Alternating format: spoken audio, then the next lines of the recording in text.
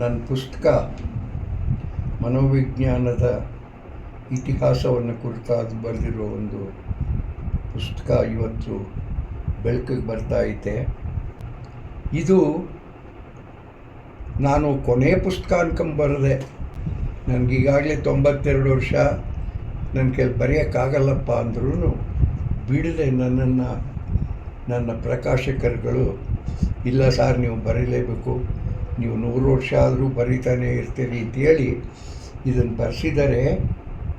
ನಂಗೆ ಸಂತೋಷದ ಸಮಾಚಾರ ಅಂದರೆ ಪುಸ್ತಕ ತುಂಬ ಚೆನ್ನಾಗಿ ಬಂದೈತೆ.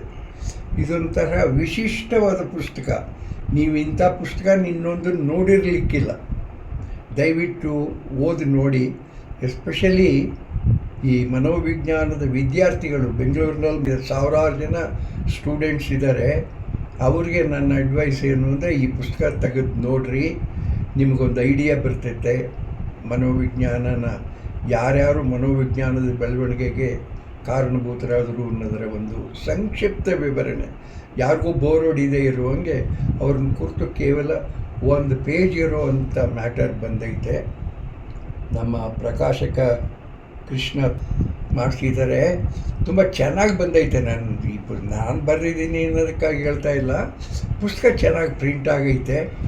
ಒಳಗಡೆ ನಿಮಗೆ ನಂಬ್ತಿರೋ ಇಲ್ವೋ 101 ಜನ ಸೈಕಾಲಜಿಸ್ಟನ್ನು ಕುರಿತು ಬರೆದಿದ್ದೀನಿ.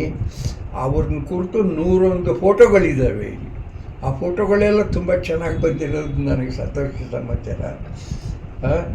ನೋಡಿ, ತಗೊಂಡು ಓದಿ, ನಿಮ್ಗೆ ಒಳ್ಳೆಯದಾಗುತ್ತೆ.